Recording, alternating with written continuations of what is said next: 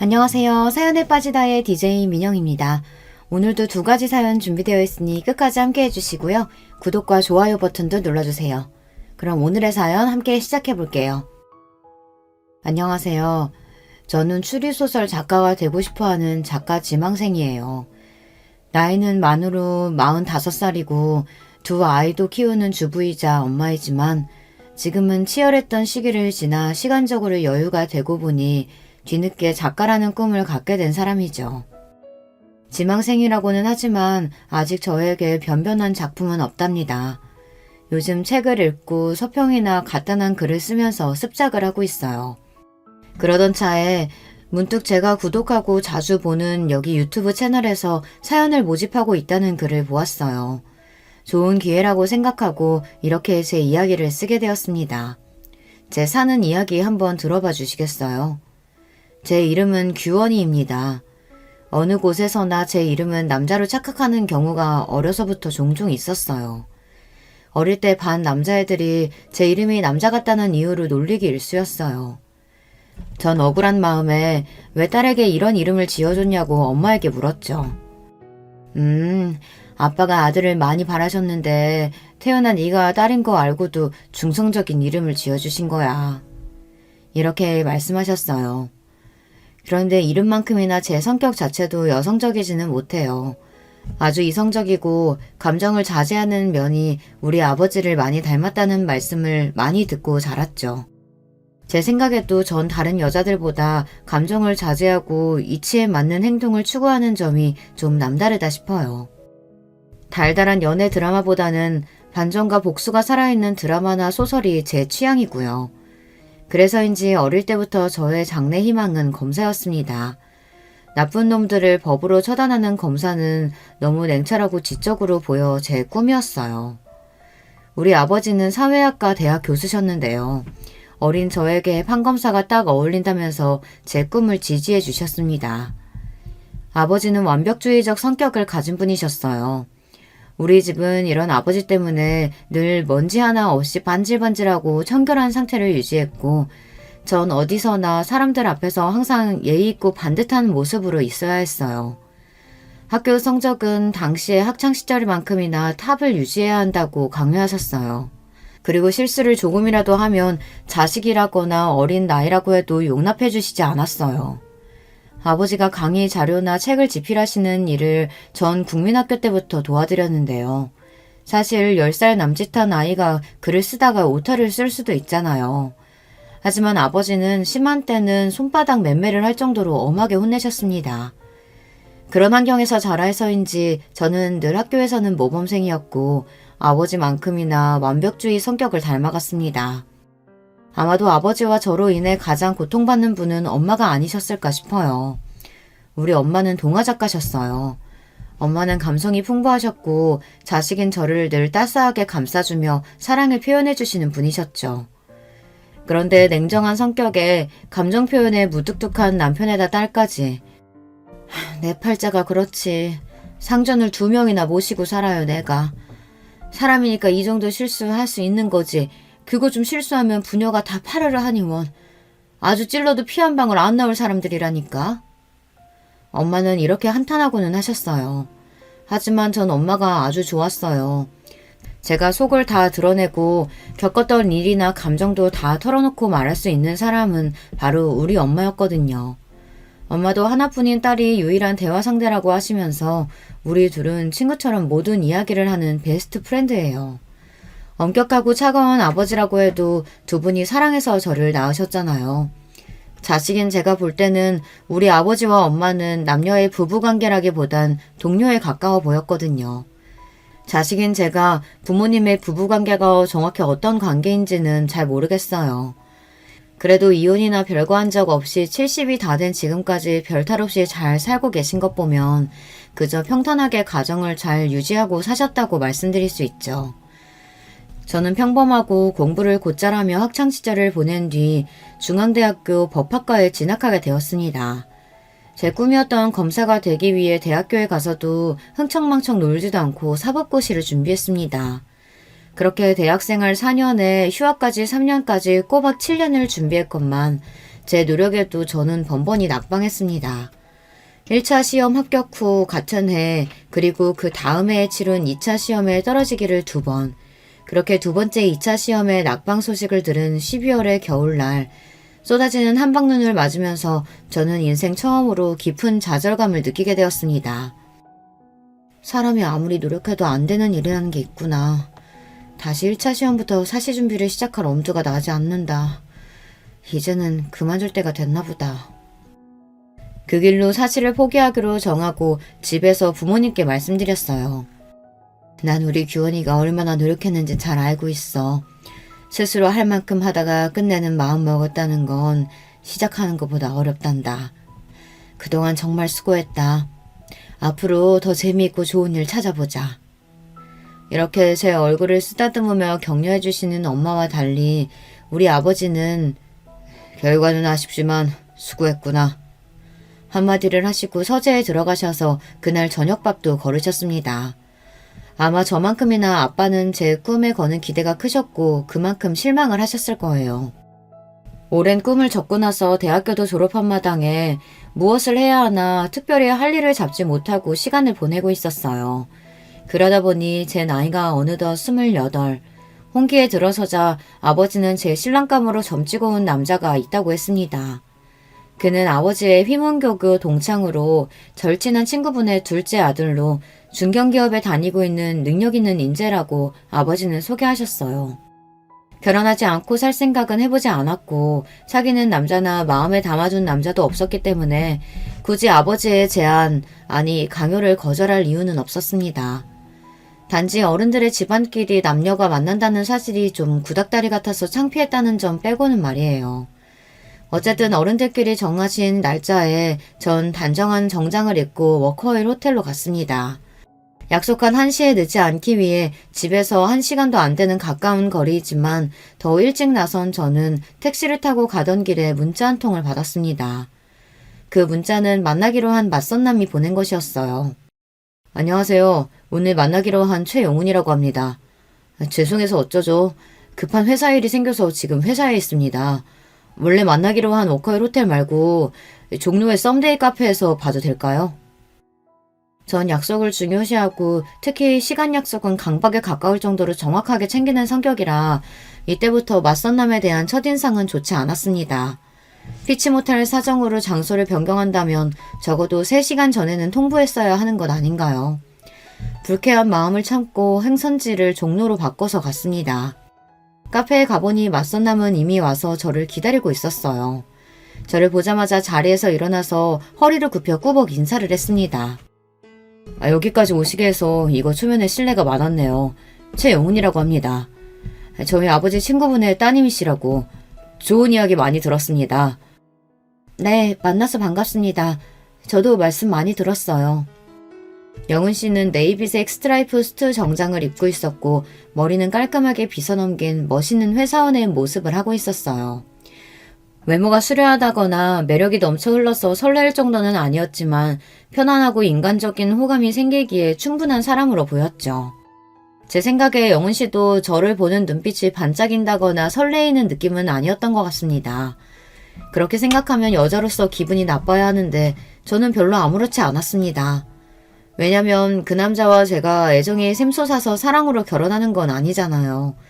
쇳덩이처럼 쉽게 뜨거워지고 쉽게 차가워지는 그런 사람도 그런 사랑도 제 스타일이 아닙니다.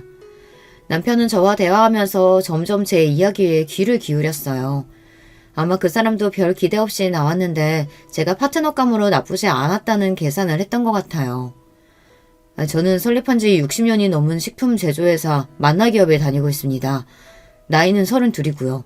올해 막 과장으로 승진했습니다. 아, 초고속 승진이시네요. 32의 나이에 과장이면 빠른 편 아닌가요? 네, 입사 동기들 중 가장 빠르죠. 하지만 저는 여기에 만족하지 않습니다. 우리 아버지는 같은 기업에서 상무까지 지내시고 은퇴하셨지만요. 전 반드시 CEO 대표까지 달고 말 거예요. 이렇게 말하는 영은 씨의 말에서 강한 야망을 엿볼 수 있었어요.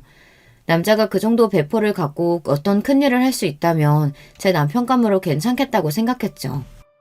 하지만 더불어서 왠지 그는 서툴고 치밀하지는 못한 성격이라고 생각했습니다.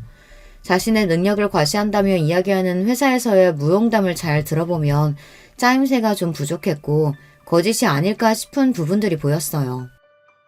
규원 씨는 제가 만나본 여자분들과 좀 다르게 느껴지네요.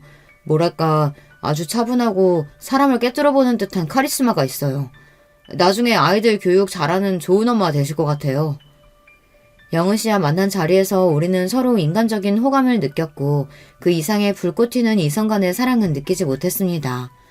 하지만 결혼하기로 이미 어른들끼리 마음을 먹고 만들어진 자리였고 내 감정과는 별개로 결혼은 진행되겠구나 하고 생각했습니다.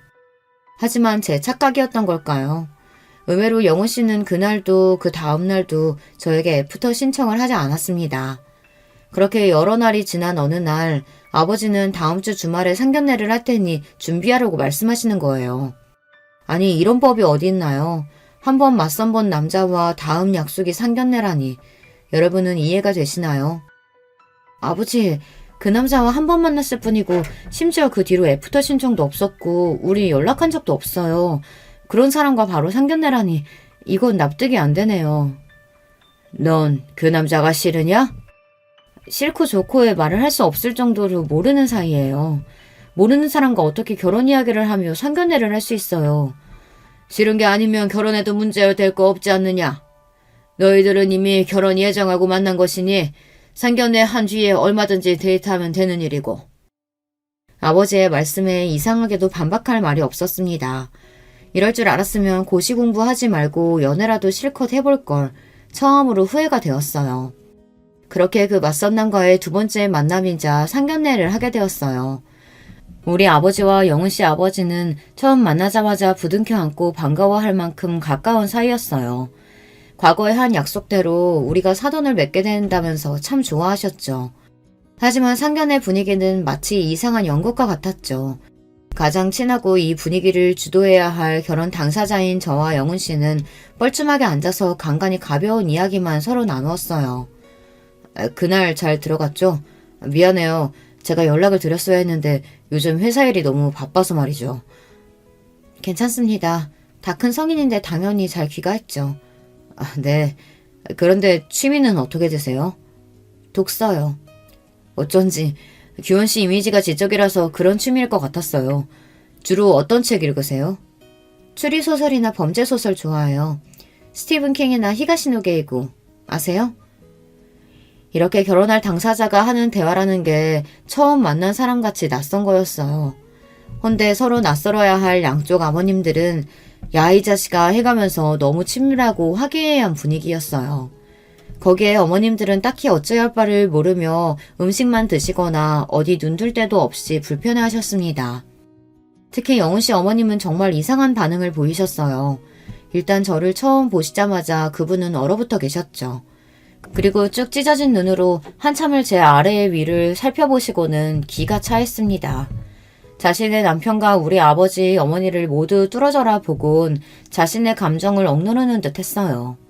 이후 인사하는 제 목소리를 듣고도 잠깐 멈칫하더니 불안한 반응까지 보였습니다. 저는 이분이 오늘 어디가 아프신가 싶어서 어디 불편하신가요? 말씀 주시면 도와드릴게요. 됐어요. 처음 만난 예비 며느리에게 과하게 쌀쌀맞은 반응이었습니다. 이렇게 기묘한 상견례 자리에서 어색한 결혼 당사자들과 불편함이 가득한 어머님들에도 불구하고 결혼식 날짜와 장소까지 일사천리로 잡혔습니다. 무려 2달 반 뒤에 급박한 날짜였지만 양쪽 아버지들의 추진력으로 결혼 준비는 빠르고 차질 없이 이뤄졌어요. 영훈 씨와 데이트 10번도 못 채우고 우린 결혼을 했습니다. 하지만 우리 엄마는 결혼식 전날 제 손을 잡고 걱정 가득한 얼굴로 말씀하셨어요. 규원아, 아무리 아버지가 무섭다고 억지로 결혼해서는 안 돼. 10번도 안 만난 남자에게 네 인생 맡기는 것이 난 아무래도 걱정되는구나. 저도 이런 결혼이 있나 싶게 어이없긴 해도 그래도 엄마, 그 사람이 싫거나 밉진 않아요. 인간적인 호감도 있으니 잘 살아볼게요. 너무 걱정 마요. 아니, 영훈이보다도 그 집 엄마 말이다. 상견례 때 봤을 땐 인상이 너무 아니더라. 반응도 좀 이상했고 말이야. 가뜩이나 시댁에서 시모자리는 중요한데 그때 너를 보는 눈빛하며 말투가 마치 원수 보듯 한 게 말이지. 내 딸을 그런 집에 보낸다는 게 난 너무 꺼림칙하다. 번갯불에 콩 구워 먹듯 한 결혼이었지만 엄마의 걱정과 달리 결혼 생활은 평온했습니다. 전 남편이 회사에 간 사이 오전에는 집안일을 해놓고 오후에는 도서관에 가서 남편이 부탁한 자료를 찾고 검토해서 요약까지 해놨어요. 그리고 제가 좋아하는 책을 보다 근처 카페에 들려서 음악을 들으며 커피 한 잔을 하고 집에 돌아옵니다. 남편의 저녁 준비를 하다가 남편이 집에 오면 같이 저녁을 먹고 하루의 이야기를 하다 같이 잠이 듭니다. 이런 전업주부 생활이 전 안 맞는 옷과 같을 줄 알았는데 의외로 재미있고 마음에 평온함을 주는 생활이라 잘 적응하면서 지내고 있었어요. 제가 이해심이 깊고 성격이 무던한 편이라 같이 지내기에 편안하고 회사 일에도 많은 도움을 주고 있다며 남편은 고마워했어요. 남편은 그동안 만난 여자들이 감정 기복이 크고 변덕스러웠는지 저 같은 여자는 처음 본다며 변변히 신기해했습니다. 어느 날 남편 회식 자리에서 후배분이 제게 연락을 했습니다. 최 과장님이 너무 많이 취해서 사모님이 모시러 와주셔야겠다고요. 차를 몰고 종로로 가보니 남편은 인사불성의 상태였고 저는 동료분의 도움으로 남편을 차에 태워 집으로 운전하는 중이었습니다. 남편은 잔뜩 취한 채로 제 손을 잡고 다른 여자의 이름을 부르기 시작했습니다. 소영아 보고 싶다. 미안하다. 그 여자가 누구인지는 모르겠지만 짐작은 할 수 있었어요. 남편이 저와 선을 보기 전에 이야기를 얼핏 들었기 때문입니다. 남편은 소영이라는 여자와 군대 다녀와서부터 사귀었고 많이 사랑하는 사이였다고 해요. 결혼을 약속할 만큼. 하지만 부모님, 특히 아버지께서 소영 씨의 집안에 문제가 많다며 반대하셨다고 합니다. 그리고 정해놓은 혼처를 강요하며 억지로 맞선을 보게 했습니다. 그 맞선녀가 바로 저였고요. 저와 맞선 보러 나갈 때 처음에는 앙심을 품었다고 했습니다. 이 맞선 자리를 깽판치고 맞선녀에게 무례하고 불쾌하게 굴어서 아버지에게 반항하겠다고. 그런데 저를 보고 왠지 그럴 수 없었다고 합니다. 자신의 속을 꿰뚫어보는 듯한 제 까맣고 깊은 눈을 보면 왠지 순한 양이 되는 기분이라고요. 그리고 대화를 할수록 좋은 여자인 것 같은데 괜히 상처 주기 미안했다고 했어요. 하지만 자신의 마음이 정리되지 않았기 때문에 저에게 애프터 신청은 못했다고요.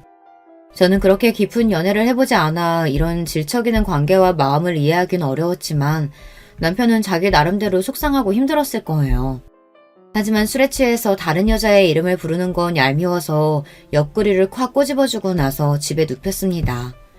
다음날 잠에서 깬 남편이 나 어제 술 먹고 어디 부딪혔어? 옆구리가 너무 아프네 했을 때 혼자 킥킥대고 웃었죠. 결혼생활 1년 만에 첫 아들을 낳았고 1년 뒤에는 둘째 딸을 출산하고 연년생 아기들을 키우면서 저는 많이 바빠졌습니다. 나는 우리 엄마처럼 무한한 사랑을 베풀지는 못할 거라고 생각했는데 아이를 낳아 키워보니 의외로 전 모성애가 강한 여자임을 알게 되었어요. 자식이 먹는 것만 봐도 배부르다. 눈에 넣어도 아프지 않을 만큼 이쁘다. 이런 말이 그냥 하는 말이 아니라 정말 제 심정이 꼭 그랬습니다.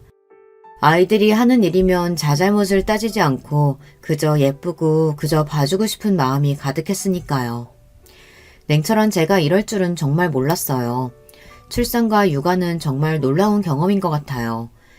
그때부터 저의 인생은 아이들뿐이라고 해도 과언이 아니었습니다. 어차피 남편은 회사에서 성공하는 야망을 가진 남자로 평일에는 밤늦도록 회사에 있고 주말에는 윗사람들에게 잘 보이기 위해 그들을 따라 골프며 등산이며 다니느라 바빴습니다. 그리고 이 남자에게는 부성애 같은 것은 없어 보였어요. 우리 아이들과 잘 놀아주거나 교육에 관심을 갖지 않았거든요. 다른 집 여자들은 이런 얘기를 들으면 서운하겠다, 남편에게 바가지라도 긁어봐라 이렇게 이야기했지만 저는 아무렇지도 않았습니다. 이 남자가 가정적이고 애들을 살뜰히 챙길 만한 위인이 못 된다는 것을 임신 초기에 깨달았기 때문이에요. 제가 입덧이 심했던 임신 3개월 때의 일이 생각나네요. 저는 원래 식탐이 없고 평생 소식하던 사람인데 입덧 때는 갑자기 음식이 안 먹히다가 또 갑자기 음식을 한꺼번에 많이 먹는 이상한 경험을 했습니다. 여보, 일주일 동안 음식이 안 먹혀서 물밖에 못 먹었는데 갑자기 오늘 새벽부터 아구찜이 너무 먹고 싶어요. 퇴근할 때 회사 근처 단골집에서 포장해 줄 수 있어요? 남편이 회사에 있을 때 전화해서 이렇게 부탁했어요. 나 오늘 회식이라 안 되겠어. 회식 끝나면 거기 가게 문 닫을걸? 당신이 회식하는 중간에 나가서 포장해 오면 되지 않겠어요? 내가 먹고 싶다기보다는 뱃속에 아이가 먹고 싶은 것 같아요. 자기가 먹고 싶으면서 애기 핑계는. 그냥 참으면 안 돼? 아부쯤이 뭐라고. 모냥 빠지게 회식하는 남자가 중간에 나가서 마누라 걸 사가겠어?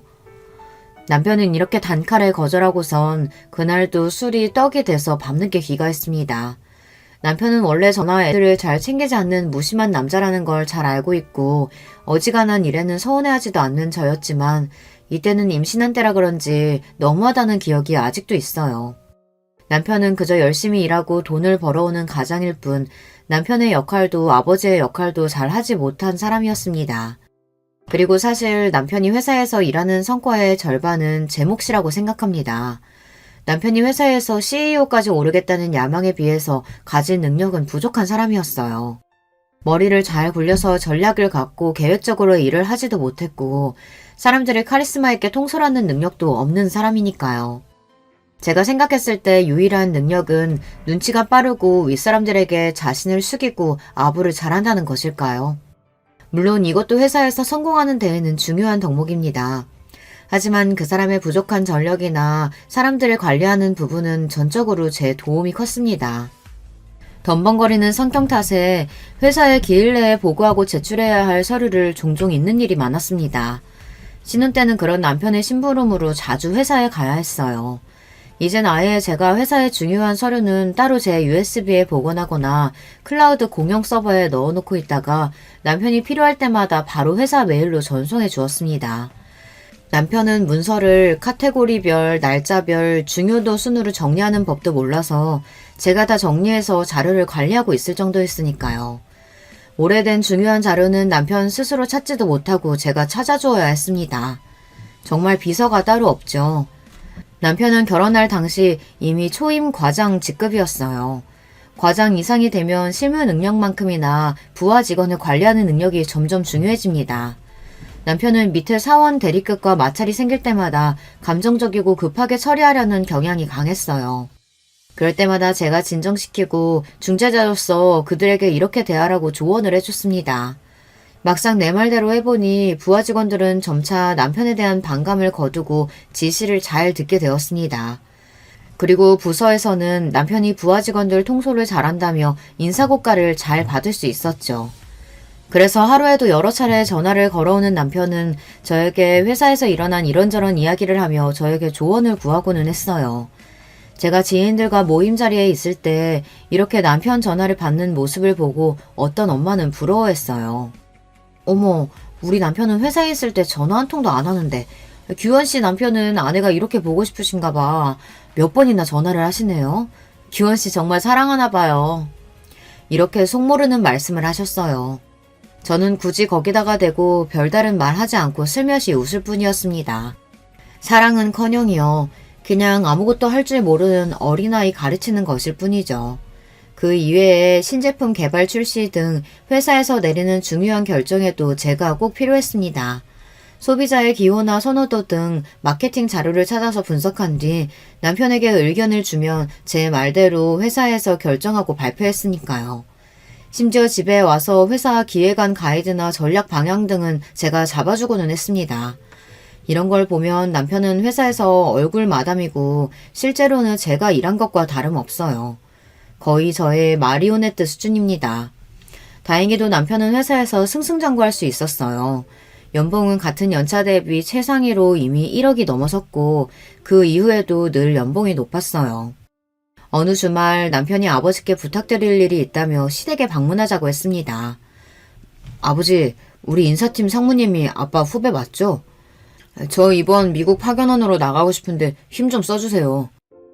아, 나랑 돈독했던 후배놈이니 어렵지 않을 거다. 그런데 왜 파견원이냐? 파견 근무면 애들이랑 시원애미는 같이 못 가잖니. 이왕이면 주재원으로 가족들 다 같이 가서 애들 미국에서 학교도 보내면 더 좋지. 뭐? 안 돼. 우리 아들이랑 손자들 미국 가면 잘 못 볼 거 아니야. 아들, 꼭 미국 가야겠니? 널 보낼 생각하면 엄마는 벌써부터 가슴이 아프단 말이야. 몇 년이나 있는다고 가족들을 다 같이 가겠어요. 괜히 고생만 하지. 여보, 이런 이야기는 미리 나랑 상의했으면 좋았을 텐데요. 우리 애들 미국에서 지내는 것도 좋은 경험일 것 같아요. 회사 일로 한국에 들어와야 하면 당신만 들어오고 제가 미국에서 애들 케어해도 괜찮아요. 얘, 너는 무슨 말을 그렇게 하니? 우리 아들만 죽어라 고생하다가 하라는 거 아니야? 신세 좋게 집에서 애들이나 키우면서 바깥 일은 남편이 하자는 대로 하면 따르는 거지. 난 우리 명훈이가 미국 가서 자기 뜻 펼치는 게 좋겠구나. 엄마가 따라가도 되지? 남편 회사 일 결정을 실제로 제가 다 하고 있다는 얘기를 하고 싶었지만 시몬은 아주 감정적인 분이고 말이 통하지 않아서 전 아무 말 하지 않고 가만히 있었습니다. 그리고 남편은 미국 지사 파견 근무로 1년 정도 나가 있게 되었어요. 하지만 남편이 미국으로 파견 근무를 나간 속셈은 따로 있었다는 것을 나중에 알게 되었습니다.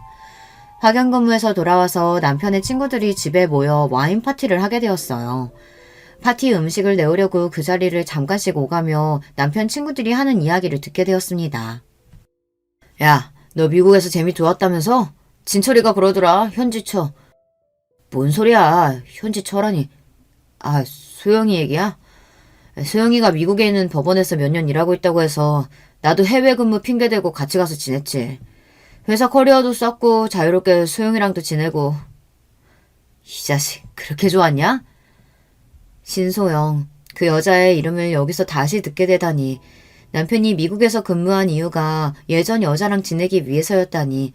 그 사실을 알고는 배신감에 몸이 떨렸습니다. 파티가 끝나고 저는 남편에게 가서 조용히 이야기했어요. 지나간 과거는 용서해줄게. 첫 달린 네가 신나게 그 여자랑 즐긴 그 1년도 말이야. 앞으로도 그 여자랑 만나서 내 애들 아빠가 불륜남이라는 게 알려지면 난 용서 안 해. 그 여자랑 정리하고 그 증명을 해와. 내가 직접 그 여자 만날 수도 있어. 그리고 무슨 일이든 할 거야. 내 성격 알죠? 남편은 처음 보는 저의 무서운 협박에 적지 않게 놀란 것 같았어요. 다음날 저는 최 과장의 미국 지사 근무, 미국의 현지처와 동거하기 위해서 라는 제목으로 글을 써서 남편의 메일로 보냈습니다. 회사 사내 게시판에 이거 올리면 재밌겠죠? 신소영과 관계는 끝났나요? 라고 덧붙여서 말입니다. 이러자 남편은 겁을 먹고 생각보다 빠르게 신소영과의 관계를 정리했던 것 같습니다. 남편이 결혼하고 싶은 여자이고 그렇게 많이 사랑했다고 들었는데 고작 이 정도 협박으로 정리를 하다니 좀 신기하기는 했어요. 역시 남녀간의 사랑이란 참 더덥구나 싶고 대단한 사랑이 아니라 그저 불륜이었을 뿐인 건가 싶어서 비웃음이 나더군요. 제가 말씀드렸잖아요. 남편은 그렇게 치밀하지 못하다고요. 자기가 하는 거짓말들을 제가 다 속아 넘어갈 거라고 생각하니 어이가 없었어요. 밖에서 여자애는 술집 가서 놀고 오는 건 이미 알고 있고요. 그렇게 한번 놀고 오는 거 정도는 별소리 없이 넘어가 줬을 뿐입니다. 그리고 그 남자는 자신의 커리어와 인생을 희생할 만큼 누군가를 깊이 사랑할 만한 위인이 못 된다는 것을 아내인 제가 알고 있어요. 남편이 바람폈다는 일은 그래도 제가 감당할 수 있었어요. 결혼 생활 동안 감당하기 힘들었던 사람은 바로 시모였습니다. 사람이 누군가를 너무 미워하면 우린 그렇게 생각하잖아요. 상대방이 그만큼 미워할 짓을 했을 거라고요. 그런데 제가 당해보니 전혀 아닌 경우도 있더라고요. 시모는 그냥 저를 처음 봤을 때부터 못 볼 것을 본 것처럼 놀라고 소름끼쳐 했습니다. 제가 입을 여니 더욱 저를 뻔히 쳐다보면서 그냥 제가 싫다고 하네요. 학벌도 집안도 성격에 문제가 있어서가 자신에게 뭘 잘못해서가 아니고 그냥 싫다고 하니 당하는 당사자로서 미치고 팔짝 뛰겠더군요. 그리고 감정위복이 널뛰고 저만 보면 히스테리를 부리니까 저는 시모를 대하는 일이 너무 어렵고 힘들었습니다. 어머님, 이번 돌아오는 생신 때는 뭐 드시고 싶으신 거 있으세요? 너 입은 옷 그게 뭐니? 네가 그런 화사한 핑크색에 어울린다고 생각하니? 아휴, 꼴 사나워서 못 보겠네. 이렇게 질문에 전혀 엉뚱한 대답을 하는 데다가 밑도 끝도 없이 제 옷차림을 보기 싫다고 하는 날도 있었습니다.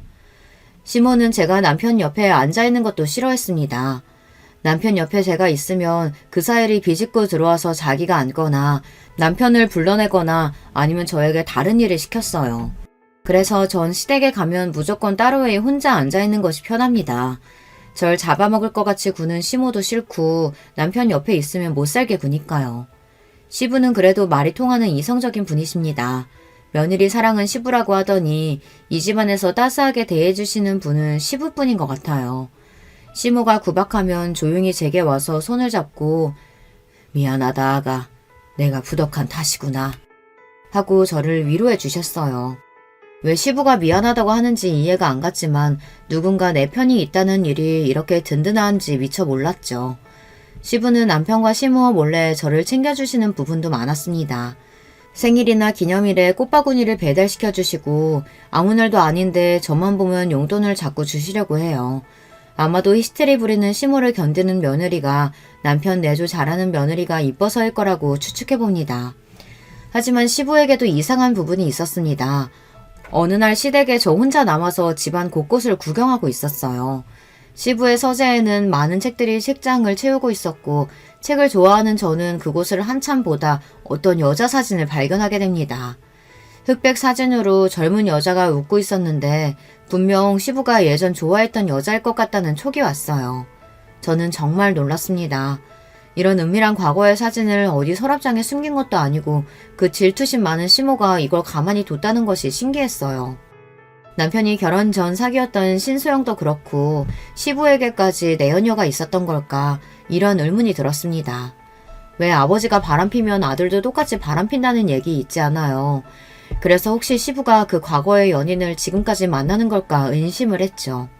하지만 시부는 바람까지 가지는 않고 아직까지도 그 연심을 간직하고 있던 것이었어요. 바람피고 다니는 남편에 비하면 시부는 순수한 순정남이네요. 결혼 이후로는 바람을 피운 것 같지도 않았는데 시모는 계속 옛날 일을 꺼내며 원망하고 괴롭히고는 했으니까요. 오히려 시부가 불쌍해 보였습니다. 시모는 사람에게 집착하고 정말 피를 말리는 사람이었기 때문에 50년을 함께 산 시부가 대단해 보일 정도였으니까요. 그런데 사진을 다시 본 저는 머리를 얻어맞은 듯 했습니다. 사진 속의 그 여자가 저를 많이 닮아있던 거예요. 흑백 사진임에도 얼굴형이나 머리 길이, 눈썹 모양까지 제가 봐도 꽤 많이 닮아있다는 것을 알 수 있었어요. 그제서야 주막능처럼 스치고 지나간 기억들. 아, 내가 이 여자와 닮아서 시모가 날 처음 봤을 때부터 그렇게 지독하게 미워했던 거구나. 시부는 특별히 나를 더 챙겨준 거구나. 미안하다고까지 말씀하셨는데 그건 제게 한 게 아니라 옛사랑에게 한 걸까요? 그제야 그 모든 상황이 이해가 되었습니다. 나중에 시부와 절친이신 우리 아버지를 통해 시부에 대한 사연을 들을 수 있었어요. 시부는 원래 같은 대학교에 다니는 사랑하는 여자와 오래 사귀었다고 해요. 또 그 여자와 지금 시모는 같은 대학교의 같은 과 친구였으니 이 세 분은 삼각관계였던 거죠. 하지만 시부가 친구와 연애하는 그때부터 시모는 이미 마음속으로 몰래 시부를 좋아하고 있었다고 했습니다. 하지만 시부가 대학교를 졸업한 뒤 만나기업에 취직한 후 혼담이 오갈 무렵 사귀던 여자분 집안의 가세가 기울었다고 해요. 이 틈을 타서 시모는 자신의 시부모님에게 자신의 집안은 재력이 있다고 어필하며 마음에 들려고 노력했다고 해요. 자기 친정 아버지에게 울며 졸라대서 적극적으로 혼사를 추진하도록 만들었고요. 그러다가 결국 시부의 뜻과는 달리 시모와 결혼을 하게 된 겁니다. 하지만 억지로 결혼한 뒤에도 시부는 시모에게 눈길 한 번, 정 한 번 주질 않고 회사일만 했대요. 그 친구가 참 불쌍하지. 재수씨 때문에 사랑하는 여자 잃고 마음을 닫고 무늬만 부부처럼 몇십 년을 산 게야. 그런데 재수씨는 남편이 그럴수록 더 집착하고 질투해서 평생 시달리며 살았으니 말이야. 결국 시모는 남편에게서 받지 못한 사랑을 자기 아들에게서 보상받고 싶어 했어요. 남편은 늘 시모의 간섭과 통제 아래에서 살았던 것 같아요. 지금도 시모는 한 번씩 남편의 셔츠와 속옷 같은 것까지 사다가 보냅니다. 아내인 제가 10년 넘게 챙겨주고 살고 있는데 참 기가 막힌 집착이죠. 지난번 제사 음식을 차리기 위해 시댁 근처 시장에서 장을 본 날 이런 광경을 목격했답니다. 단골 과일 가게 여자 사장과 시부가 안부를 물으며 이런저런 이야기를 잠깐 하고 있었어요. 그런데 시모는 멀리서 소리를 지르며 여보, 여기 과일은 어느 밭에서 주워왔나 봐. 못 쓰겠어요. 다른 데로 가요. 하고 시부를 잡아 끌고 가버리는 게 아니겠어요. 그 상황에서 보고 있는 저도 과일집 사장님과 시부 모두 얼굴이 빨개질 만큼 당황스러웠어요. 시부가 여자와 조금이라도 말을 섞으면 시모가 펄쩍 뛰고 과하게 반응하니 시부가 얼마나 괴롭게 살아왔을까 싶어 연민이 들 정도였습니다. 제가 결혼한 지도 14년이 흘러 남편은 이제 부회장으로 승진하게 되었습니다. 남편의 부사장 승진 소식에 저도 기뻐하지 않을 수 없었죠. 제가 뒤에서 힘쓰고 우리 부부가 함께 일궈온 결과이기도 하니까요. 회사에서 이제 확실히 남편 쪽으로 따르는 라인이 생겨 장차 사장까지 갈 가능성이 높아졌죠. 하지만 이렇게 좋은 날 저는 제대로 뒤통수를 맞는 사건이 생겼습니다. 모름지기 자신의 그릇이 부족하면 자기를 도와주는 사람은 더욱 신뢰하고 감사한 마음으로 품어야 하는 게 아닌가요? 가정에서나 회사에서나 정말 헌신적으로 자신을 도와준 조강지처인 저를 남편과 시모는 내쫓으려고 계획을 세운 겁니다. 시모는 제가 아무 잘못한 것이 없이 그냥 쭉 미워했죠. 거기에 남편은 예전에 만났던 내연녀인 신소영을 부인 자리에 들어앉히려는 속셈을 갖고 있었던 거죠. 예전에 미국에서 바람피다 걸려서 관계를 끊었다가 최근 미국 지사 출장이 잦아지면서 다시 만났던 모양입니다. 신소영이라는 여자도 웃긴 게 그냥 과장 나부랭일 때에는 이혼 요구 없이 불륜관계만 갔더니 남편이 이제 사장 자리에 오를 것 같으니 사모 자리가 탐났는지 적극적으로 이혼해서 자기랑 결혼하라며 욕심을 내는 겁니다. 저는 하루아침에 헌신짝처럼 버려지게 생겼어요. 남편과 시모는 당장 이혼해달라며 저에게 삿대질을 하며 소리쳤습니다. 별 볼 일 없는 인연이 사장 사모님 소리 듣는 꼴 내가 못 봐. 당신이라는 여자 지긋지긋해. 남편 알기를 우습게 알고 맨날 지적하고 지시하고 네가 사장이야? 당신같이 뻣뻣한 여자 말고 야들야들하고 여자같이 구는 사람이랑 살 거야. 진짜 내가 사랑해온 여자랑 내 남은 삶을 살 거라고. 그럼 내 아들이 어떤 사람인데 이제 만나기업 사장이 될 우리 아들인데 저런 여자 갖다 버리고 입맛에 맞는 여자 들이잡구나. 이렇게 기가 막히고 억울한 일을 제가 당하다 보니 말문이 막혀서 제대로 항변도 못했어요. 그들이 집을 나가고 혼자 곰곰이 생각해봤습니다. 내가 살아온 인생이 정말 이 정도밖에 안 되는 걸까? 결혼 생활 전부를 남편의 출세와 아이들의 행복을 위해 살았는데 결과는 고작 이것이라니. 믿을 수가 없었고 너무 억울해서 누구라도 붙잡고 호소하고 싶었어요. 하지만 그런 제 심정과는 별개로 전 저 남편과 시모랑 계속 사는 것이 과연 옳은 일일까 하는 고민이 되었습니다. 당연히 저들에게 복수하고 싶죠. 하지만 복수하겠다고 이혼하지 않고 버티면 제 인생이 너무 시궁창같이 구질구질해질 것만 같은 거예요. 그래서 저는 쿨하게 저들의 요구대로 이혼을 해주고 제가 얻을 것은 얻어내자라는 마음이었습니다. 저는 법대 동창생 중 변호사로 개업한 친구를 만나 이혼 조정 합의서를 작성했습니다. 이혼 합의서에는 제가 요구하는 몇 가지 조건을 달았어요.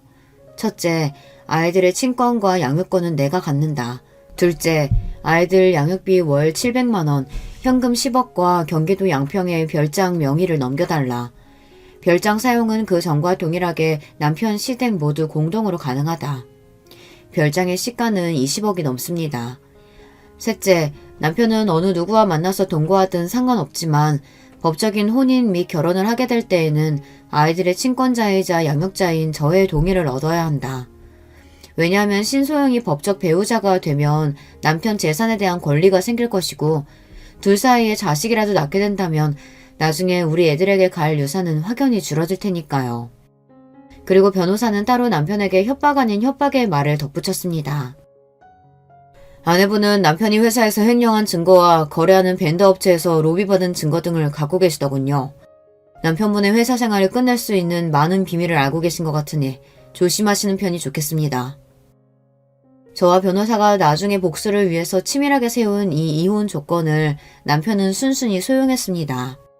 명석하지 못한 남편은 이 조건들이 어떤 것을 의미하는지 장차 어떤 일이 생길지 예측하지 못하는 위인이니까요.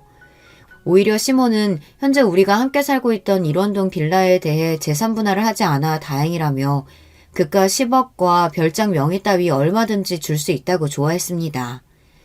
일원동 빌라는 시가가 40억 가까이 되지만 저는 그것은 탐나지 않았습니다. 애들의 양육비와 현금 10억으로도 앞으로 생활하는 데 불편함이 없을 거고 양평 별장은 당장 팔 필요는 없지만 다른 이유로 저에게 필요했습니다. 이 별장이 어떻게 쓸지 여러분께 조금 뒤에 제가 알려드릴 예정이니 조금만 기다려주세요. 시모는 제가 이혼할 때 의기양양한 얼굴로 이런 말을 남기고 헤어졌습니다. 너 그동안 내가 왜 그렇게 너 미워했는지 궁금했지? 궁금했을 게다. 이제 남이 되니까 솔직히 얘기하면 넌 신기할 정도로 그 잡것하고 닮았어. 처음에는 너희 엄마가 그 여자인가 착각했을 정도로 넌 그 여자랑 닮았다. 내 남편과 서로 사랑했던 그 여자, 김혜선. 중저음 목소리 톤하며 까만 생머리에 창백한 얼굴, 동그란 눈썹. 그래서 널 처음 본 순간부터 지금까지 난 네가 몸서리치게 싫었다. 이제 내 아들과 헤어지게 되니 아주 속이 후련하네. 앞으로 다시는 보지 말자. 자기 남편과 닮았다는 이유 하나만으로 며느리를 미워하고 살았다니 시모는 정말 질투에 눈이 먼 나머지 정신이 어떻게 된 게 아닐까요? 남편과 시모의 밑바닥까지 보게 된 저도 무능력하고 바람핀 남편도 사이코 시모도 더 이상 함께하기 싫었어요. 제가 이혼하는 과정을 지켜본 우리 친정 부모님은 너무 충격을 받으셨어요. 특히 결혼을 무리하게 추진했던 아버지는 저를 볼 면목이 없다며 너무 미안해하시고 자책하셨죠. 하지만 저는 괜찮았습니다. 결국은 그들에게 복수할 것이니까요. 그래서 전 이혼 때문에 좌절하거나 우울해하지 않았어요. 이혼 뒤 부모님이 사시는 대치동 아파트에서 아이들을 키우며 살게 되었습니다. 아이들은 제가 열심히 뒷바라지하고 교육한 만큼 성실하고 또 공부도 잘하며 심성이 반듯하게 잘 자라고 있어요. 딸은 미술 유학을 가고 싶어 했기 때문에 남편이 보내주는 양육비가 부족해졌습니다. 저는 양육비를 200만 원 높여달라고 요구했습니다. 하지만 남편은 이를 거절했고 너랑 애들 쓸 양육비도 이젠 아까워서 안 줄 거야. 억울하면 소송 걸어봐 어디. 우리나라 법상 아무리 이혼합의 조건으로 양육비를 약속했더라도 안 보내면 어떻게 할 수단이 별로 없습니다. 압류 등으로 강요할 수가 없기 때문이죠. 아마 어디서 이런 이야기를 주워 듣고서 이렇게 버티는 모양인데 저는 자신의 핏줄인 아이들에게 대해 책임감까지 져버린 이 사람을 더 이상 용서할 수 없었습니다. 그리고 제가 갈고 있던 복수의 칼날을 이제 꺼내들기 시작합니다. 우선 남편의 회사 게시판에 익명의 제보글을 작성해서 올렸어요. 제목은 최 부사장의 도덕적 해이와 비리를 고발합니다. 포함된 내용은 남편이 회사에서 공금을 횡령한 내용이었습니다. 해외 출장 명목으로 개인적으로 여행하고 즐긴 회사 비용, 거래하는 벤더 업체에서 로비로 술자리 접대와 현금 및 금괴를 받았던 일들을 상세히 적었습니다. 그리고 사내 비서와 불륜한 일도 함께 제보했습니다. 남편은 저를 내쫓고 자기의 사랑이라던 신소영과 동거하면서도 회사에서는 비서와 놀아난 것입니다. 정말 말도 안 되게 저지른 사람입니다. 이것만으로 끝난다면 저의 진짜 복수가 아닐 거예요. 남편 회사의 사장님에게 익명으로 퀵 우편을 보냈습니다. 거기에는 우리 양평 별장에서 남편이 회사 임원들과 정부 관료들에게 로비로 접대하며 매춘부들과 놀았던 영상이 담긴 USB를 넣었습니다. 저는 사실 시댁의 양평 별장을 이용하면서 10년 전 몰래 CCTV를 설치해 여기에서 일어난 일들을 녹화하고 있었어요. CCTV를 달게 된 계기는 남편이 이 별장에서 내연녀를 데리고 와서 놀았던 것입니다. 나중에 증거나 협박 수단으로 쓰기 위해 달았던 것이 이렇게 지금 중요한 복수의 수단이 되었어요. 복수의 결과는 오래되지 않아 금방 나타났습니다. 남편은 제가 사장에게 CCTV를 보낸 그 다음날 바로 회사에서 잘렸거든요. 그리고 남편은 사내 게시판 제보로 자신의 파렴치하고 무능력함이 만천하에 퍼졌습니다.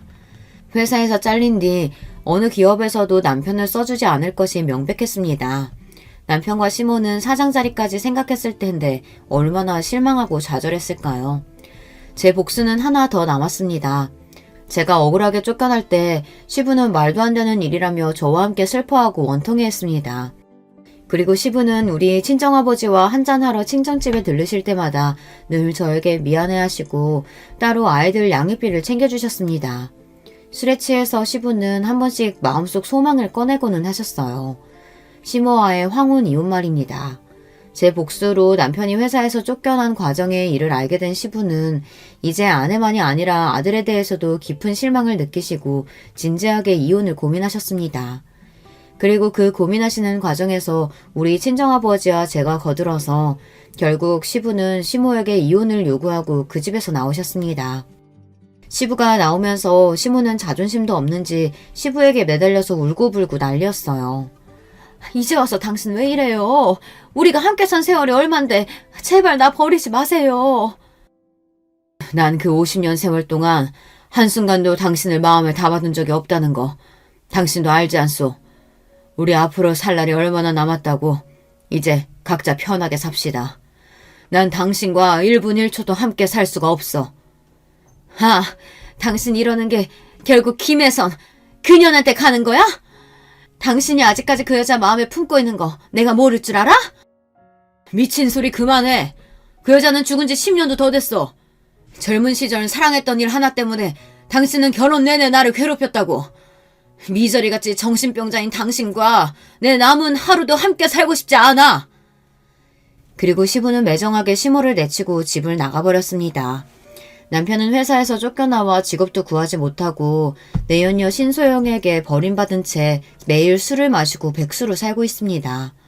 술에 잔뜩 취해서 애들이랑 저에게 전화를 하고 있지만 우리 가족을 버리고 인생을 망가뜨린 남편의 술주정 따위는 들어줄 마음이 없어 차단하고 있습니다. 아무리 반성하고 후회하며 돌아온다고 해도 당연히 우리의 가족으로 받아들일 마음은 조금도 없고요. 시모는 시부에게 버림받은 뒤 반쯤 실성한 채로 다니던 교회나 모임도 안 나가며 집에서만 지내고 있다고 합니다.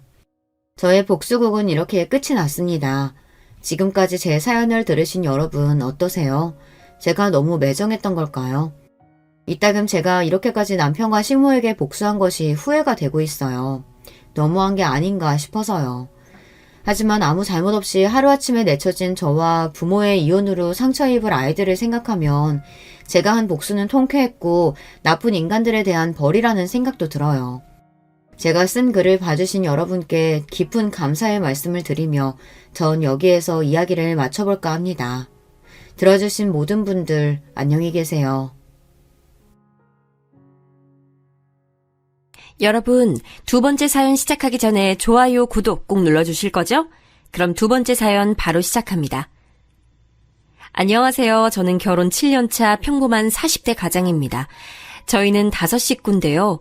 쉴 틈 없이 사고를 치는 첫째 아들과 아직은 아빠가 제일 좋다는 둘째 딸, 그리고 사랑하는 아내와 그런 아내를 키워주신 장모님, 이렇게 지내고 있죠.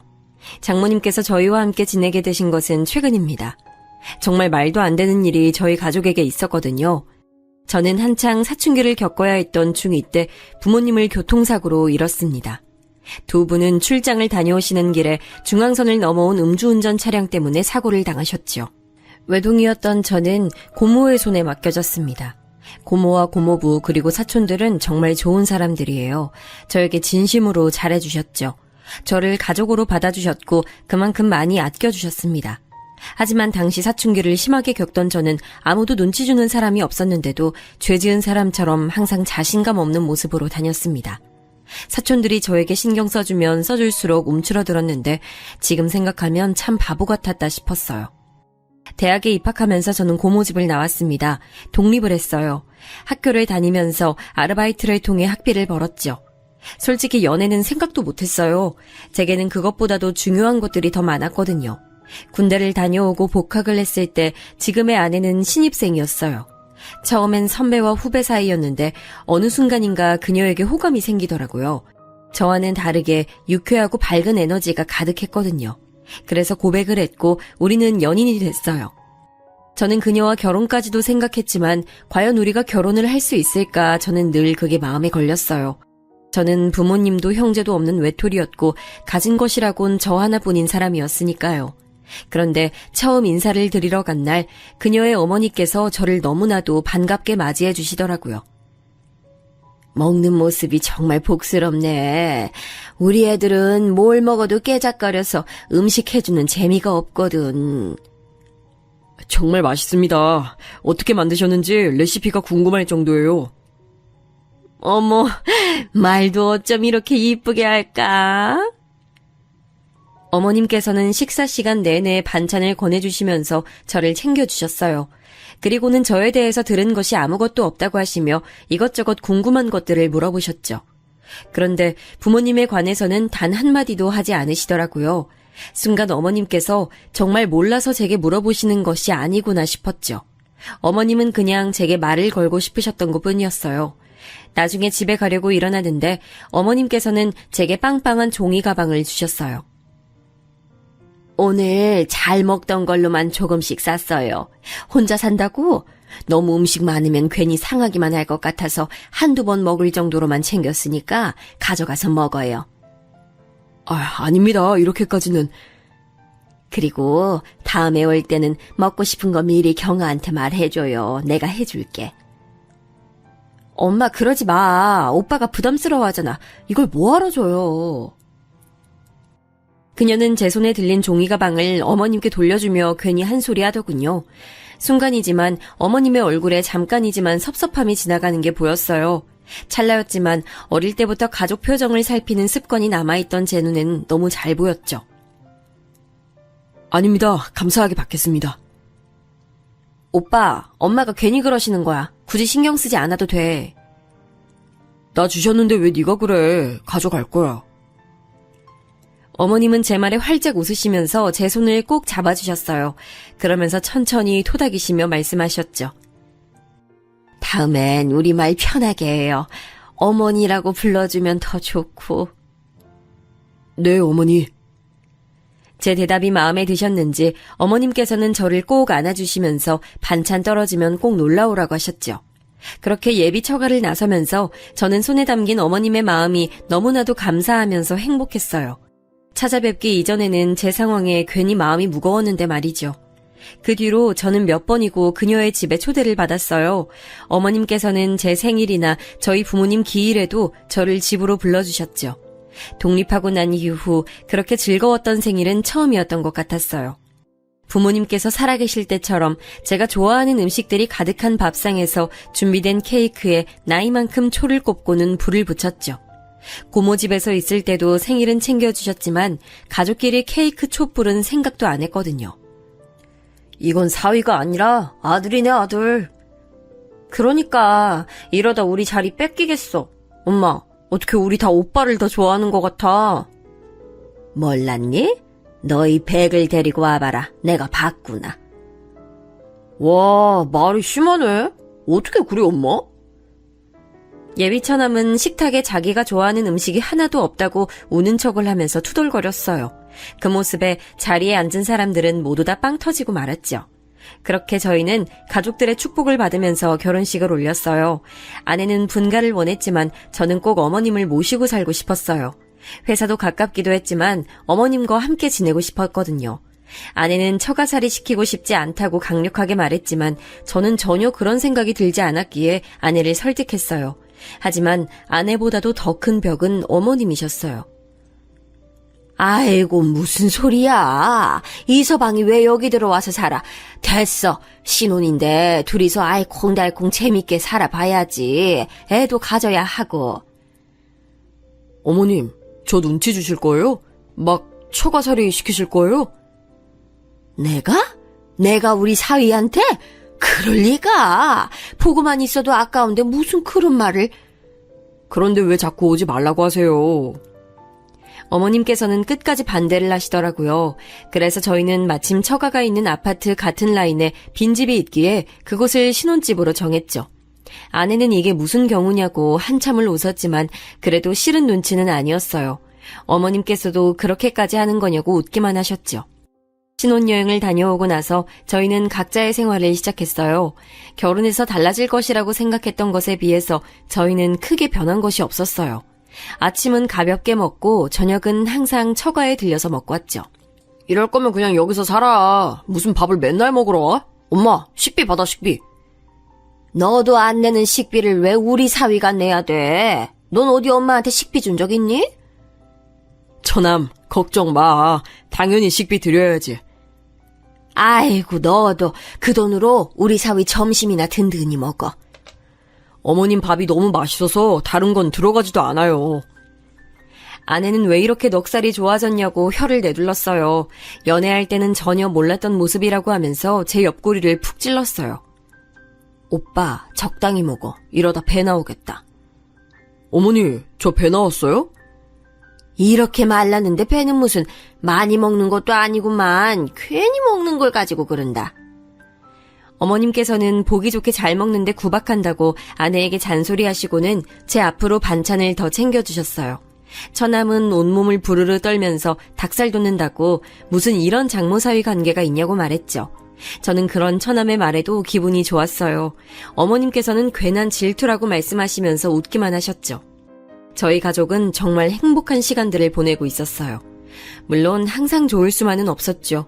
그녀와 심하게 싸우기도 했고 그런 날은 둘 다 어머니께 불려가 몇 시간이고 잔소리를 들어야 했습니다. 하지만 그런 순간도 전 좋았어요. 그런데 저희 가족에게 먹구름이 끼기 시작한 것은 처남이 결혼을 하면서부터였어요. 대학원에 진학해서 한창 학교를 다니고 있는 처남은 결혼할 여자가 있다고 하면서 여자를 데려왔어요. 첫인상은 엄청 무뚝뚝하고 까다롭겠구나 싶었어요. 애교 많고 다정한 처남과는 상극이라고 생각했는데 둘이 함께 있는 모습을 보면 그건 또 그거대로 잘 어울리더라고요. 학교 동기라고 했는데 마찬가지로 대학원을 다니고 있다고 하더군요. 저는 솔직히 반대했습니다. 무슨 직장에 있는 것도 아니고 대학원생도 학생 아닙니까? 그런데 결혼을 해서 생활은 어떻게 하려고 하는 건지 무모하다는 생각이 들었죠. 아내 역시 저와 같은 생각을 하고 있었어요. 그녀는 생활비도 스스로 벌어본 적 없으면서 무슨 결혼이냐고 펄쩍 뛰었죠. 하지만 곧 처남댁이 아이를 가졌다는 소리에 저도 아내도 어쩔 수 없구나 싶었어요. 그렇다고 아이를 지우라고 할 수도 없는 노릇이잖아요. 어머니도 아직 결혼은 이르지 않느냐고 하시다가 아이 이야기에 그 말씀이 쏙 들어가셨죠. 아직 아무것도 없는 두 사람은 자연스럽게 어머니 집에 들어와서 사는 것으로 이야기가 됐어요. 처남댁도 아이를 낳고 나면 다시 학교로 돌아갈 생각이라고 하더군요.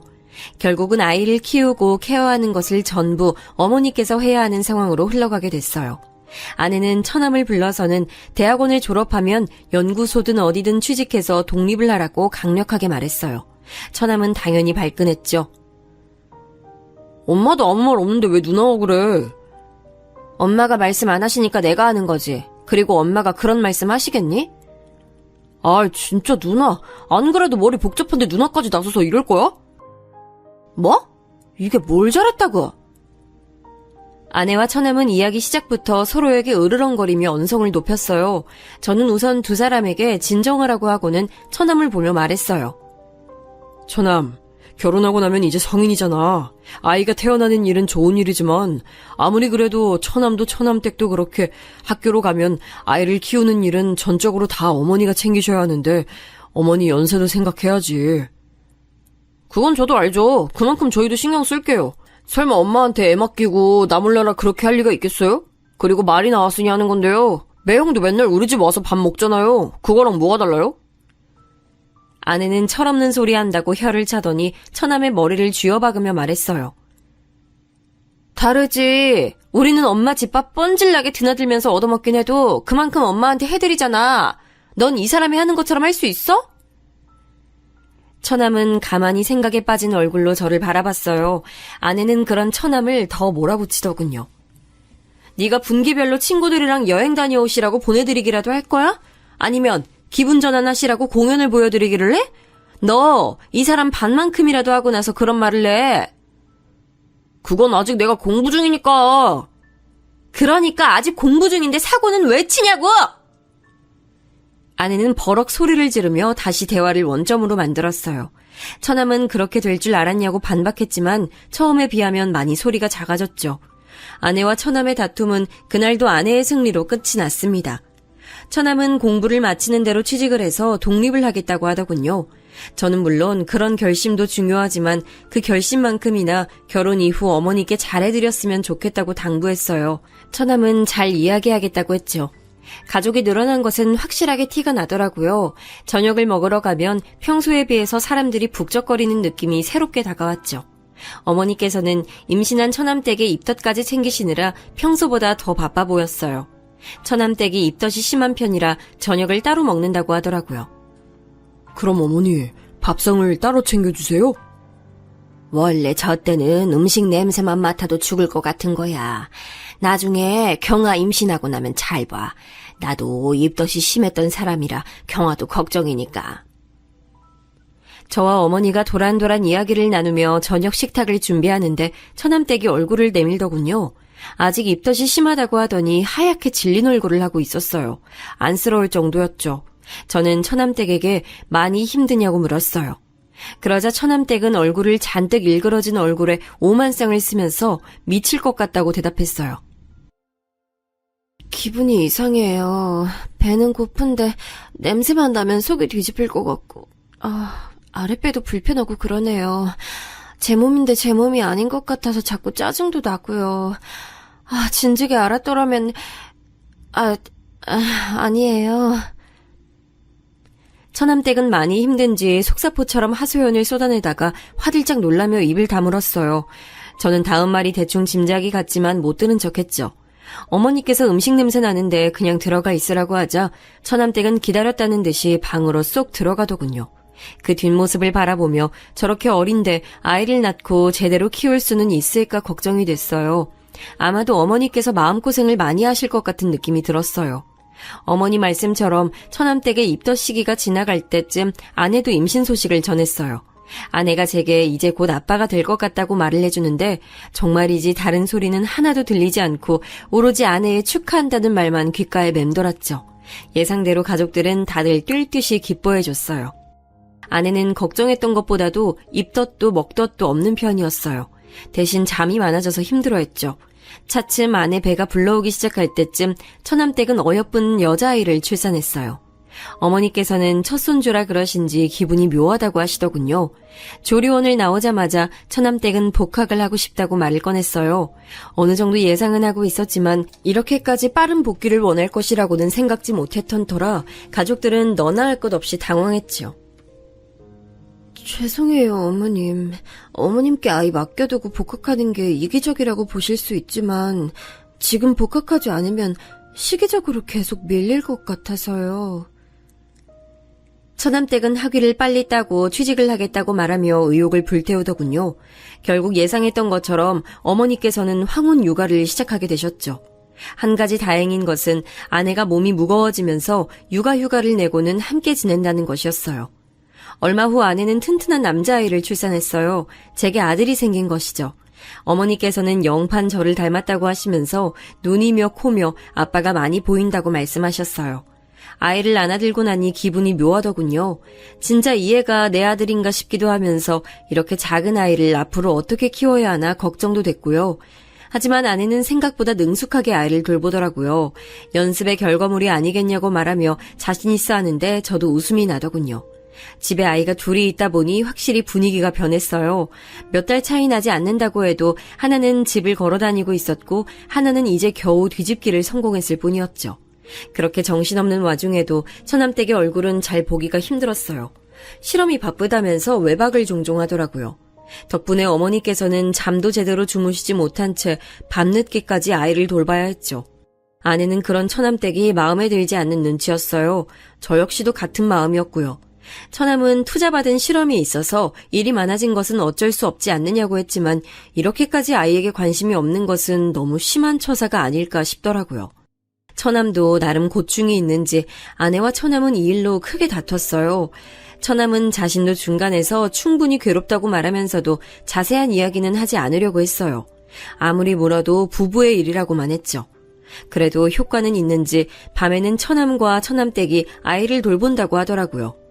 우리 집 사고뭉치 준이가 어느 정도 걷고 뛸 무렵 저는 지방으로 발령을 받게 됐어요. 지방 현장에서 2년간 있어야 했죠. 한국이 커봤자 얼마나 된다고 어디든 차만 타면 금방이지 않겠느냐며 혼자 내려갈 생각이었어요. 그런데 타이밍도 참 어떻게 그렇게 잘 맞는지 아내 역시 저와 비슷한 곳으로 파견을 나가게 됐더라고요. 저희는 의논 끝에 지금 살고 있는 집은 전세로 주고 지방에 따로 집을 구해 지내기로 했어요.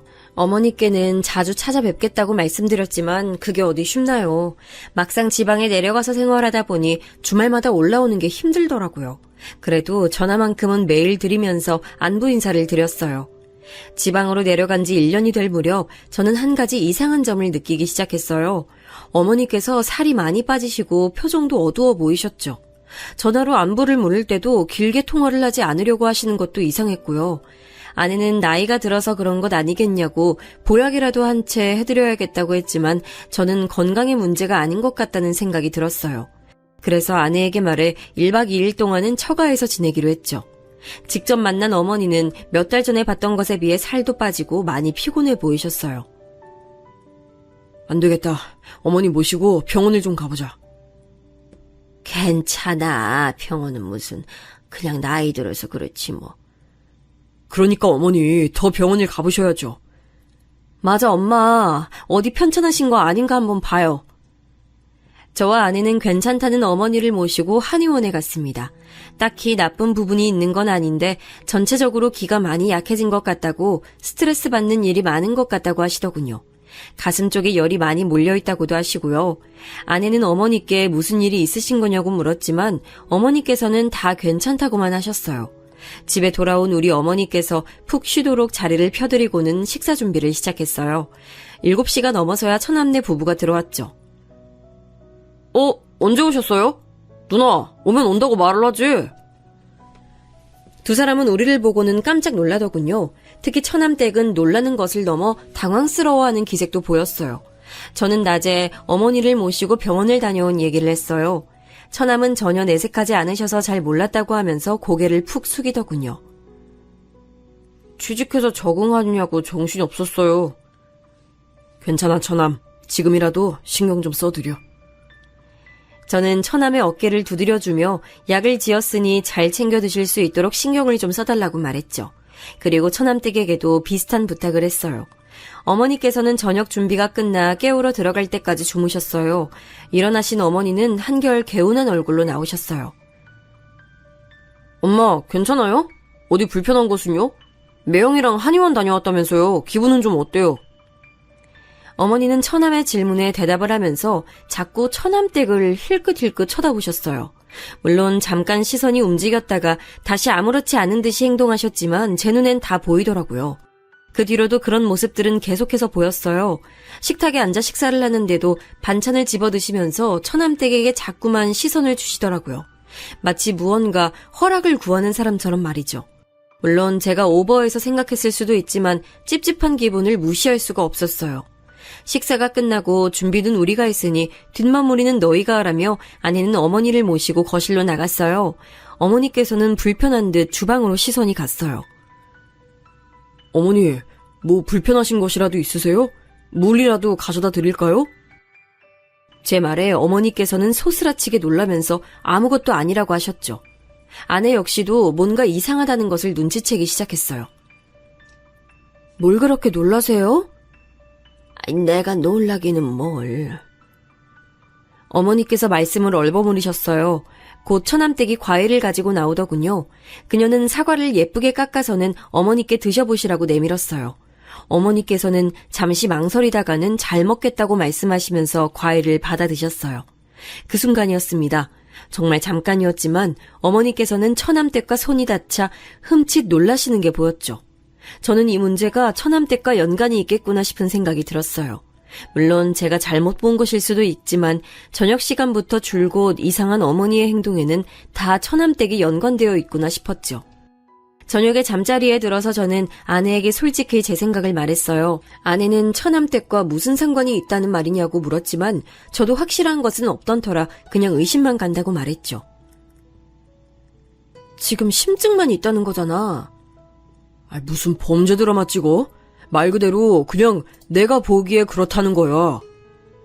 근데 엄마는 괜찮다고 별일 없다고 하시잖아. 몇 번을 물어도 똑같이 대답하실걸? 그러니까 다른 방법이 필요하다는 거지. 저는 망설이다가 아내에게 CCTV를 집에 달아보는 것이 어떻겠냐고 물었어요. 저희가 아이를 키우면서 내니캠이라는 것을 달았는데 생각보다 유용하더라고요. 아내는 그래도 집에 CCTV를 다는 건 좀 아니지 않느냐고 불쾌한 얼굴을 했어요. 저는 그런 그녀의 마음을 충분히 이해했습니다. 당연하죠. 집에 그런 것을 그것도 몰래 달아둔다는 것은 감시의 목적이 있지 않고서야 할 수 있는 일이 아니었으니까요. 저는 주방과 거실 그리고 어머니 방 입구 쪽만 볼 수 있도록 하는 방법도 있다고 얘기를 했어요. 집 전체를 다 보자는 게 아니야. 그냥 몇 군데 어머니께서 많은 시간을 보내실 법한 곳에 설치하자는 거지. 아내는 하루만 고민해보고 이야기를 하자고 했죠. 다음날 어머니께서는 한결 밝아지신 얼굴로 주방에 들어오셨어요. 아내는 주방은 자신에게 맡겨두고 손주들이랑 좀 놀아달라고 부탁을 했죠. 준이는 오랜만에 만난 할머니가 좋은지 도통 떨어질 생각을 하지 않았거든요. 어머니께서는 아이들에게 책을 읽어주며 시간을 보내셨어요. 그런데 갑자기 처남네 아이인 은하가 울기 시작하더라고요. 책을 가지고 준이랑 싸운 것 같았죠. 은하가 크게 울어버리자 놀란 준이도 덩달아 울기 시작했어요. 주방에 있던 아내는 급하게 손을 씻고는 준이를 안아 올렸죠. 어머니께서는 서로 책을 보겠다고 하다가 벌어졌다고 말씀하시면서 은하를 안아주셨어요. 아이가 우는 소리에 처남댁도 나왔어요. 그리고는 자연스럽게 아이를 안아 올리더니 이리저리 살펴보더군요. 어머, 얼굴에 이게 뭐야? 은하야, 너 여기 왜 그래? 책을 가지고 옥신각신 하다가 좀 베인 모양이야. 살짝 스쳤어. 처남댁은 어머니의 설명에도 잠깐 인상을 팍 쓰더니 소독해야겠다고 하면서 자신들 방으로 쏙 들어가 버리더군요. 어머니께서는 미안한 얼굴로 은하 얼굴에 흉이라도 지면 어떻게 하느냐고 걱정하셨죠. 아내는 아이 피부가 연해서 생긴 거지 눈에 잘 보이지도 않는다고 했지만 어머니께서는 여전히 걱정스러운 표정이셨어요. 이내 아이를 달래서 나온 처남댁은 잠시 어머니에게 눈길을 주는가 싶더니 식사 준비를 벌써 끝내셨냐고 하더군요. 아내는 아이의 얼굴이 많이 다쳤냐고 물었어요. 처남댁은 어머니 쪽을 힐끗 보고는 짜증난 얼굴로 말했죠. 제가 너무 예민했죠. 요즘 들어서 자주 얼굴에 상처가 생기더라고요. 누가 일부러 그러는 건가 싶기도 하고요. 처음에 다 말했어야 하는데 괜히 넘어갔나 봐요. 지금이라도 좀 얘기를 할까 고민 중이에요. 아내는 어린이집에서 아이가 다쳐오느냐고 물었더니 그런 것은 빨리빨리 얘기를 해서 물어야지 그냥 넘어가서는 안 된다고 말했죠. 처남댁은 어머니를 바라보며 말했어요. 형님 말씀처럼 얘기해야겠어요. 숨긴다고 어디 숨겨질 일도 아닌데 제가 괜히 참아줬나 봐요. 저는 처남댁이 등장하면서부터 줄곧 어머니를 바라보고 있었어요. 확실히 어머님의 얼굴 표정이 시시각각 달라지는 것이 너무나도 잘 보였어요. 심지어는 처남댁이 주방을 오가며 곁을 지나갈 때마다 어머니께서는 긴장한 표정으로 몸이 굳어서는 시선을 아래로 하고 앉아 계시는 게 너무 잘 보였어요. 저는 분명 우리가 모르는 일들이 벌어지고 있고 그 일이 어머니께 독이 된다는 확신이 들었죠. 집으로 돌아오는 길 저는 아내에게 다시 CCTV 얘기를 꺼냈어요. 이번에는 아내도 적극 찬성을 하더군요. 심지어 소리도 녹음이 되는 것으로 해야 한다고 말했어요. 아까 봤어? 애 다친 이후로 엄마 표정이 좀 이상하더라. 계속 동서 눈치 보고 동서도 엄마를 쳐다보는데 뭔가 있구나 싶었어. 오빠도 생각하기에 이거 정상은 아니잖아, 그치? 저는 아내의 의견에 전적으로 동의했어요. 우리는 가까운 곳에 들러서 CCTV 설치에 관해 알아봤어요. 생각보다 손쉽게 설치가 되더라고요. 저는 방법을 간단하게 배운 뒤에 집에서도 몇 번 연습을 해봤어요. 대망의 D-Day가 됐어요. 저와 아내는 하루 휴가를 받아서는 어머니 집으로 갔어요. 아내는 어머니께 쇼핑을 가자고 하면서 모시고 나갔죠. 저는 잠깐이지만 빠른 속도로 집에 CCTV를 설치하기 시작했어요. 절대 들키지 않을 만한 곳에 숨겨뒀죠. CCTV를 설치하고 며칠이 지났어요. 아내와 저는 어떤 화면이 찍혔는지 함께 보기로 했어요. 저희 둘 사이엔 긴장감이 돌았어요. 별 내용 없는 장면은 빨리 감기로 넘기는데 주방에서 찍은 화면에 무언가가 잡히더라고요. 아내와 저는 플레이 버튼을 눌렀죠. 주방의 캠에 찍힌 것은 다름 아닌 처남댁과 어머니의 모습이었죠. 우리는 귀를 쫑긋 세우고 집중해서 화면을 봤어요. 어머니, 형님께 무슨 말씀하신 거 아니죠? 말은 무슨, 아무 말도 안 했어. 그나저나 은하, 얼굴 어떻게 하실 거예요? 살짝 스친 거야. 살짝? 살짝이요?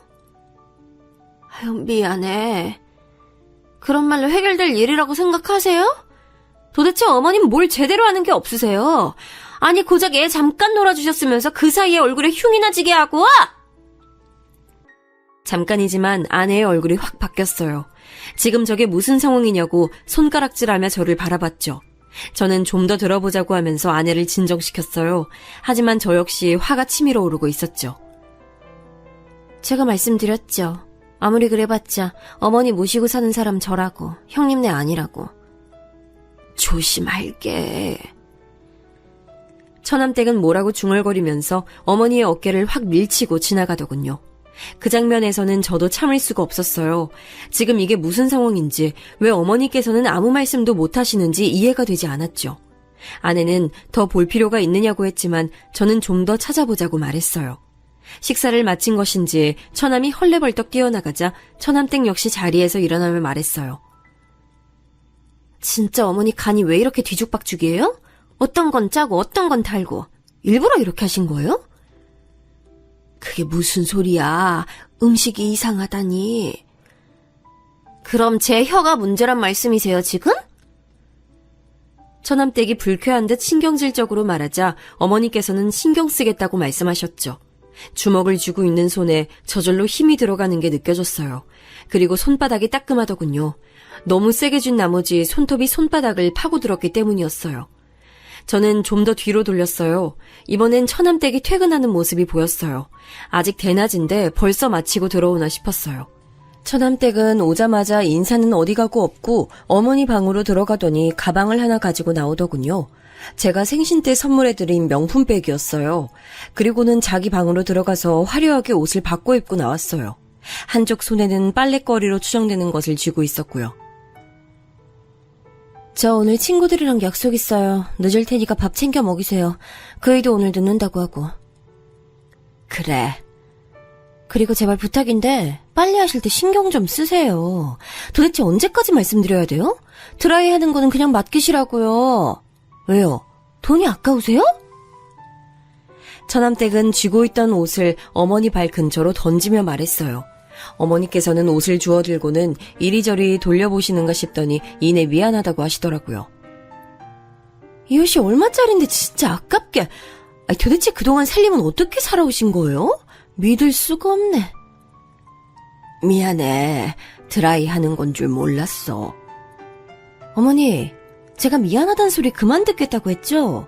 미안할 행동을 하지 말고 처음부터 좀 똑바로 하시라고요. 왜요? 억울하세요? 저한테 이런 소리 듣는 게? 어머니께서는 아무 말씀도 못하시고 고개를 저으셨죠. 저는 아내에게 더 이상 볼 필요가 없을 것 같다고 하면서 당장 어머니를 모시고 오자고 말했어요. 지금 어머니 모시고 오는 게 문제야? 저년 머리채를 내가 다 뽑아버릴 거야. 감이 어디다 대고. 아내는 잔뜩 흥분한 상태로 어디론가 전화를 걸고 있었죠. 야, 이 등신아, 너 지금 어디야? 누나, 갑자기 뭔 소리야? 화가 잔뜩 난 아내는 처남에게 전화해 다짜고짜 소리를 질러댔어요.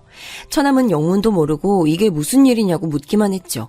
저는 급하게 아내에게서 전화기를 빼앗고는 처남에게 어디냐고 물었더니 집이라고 하더군요.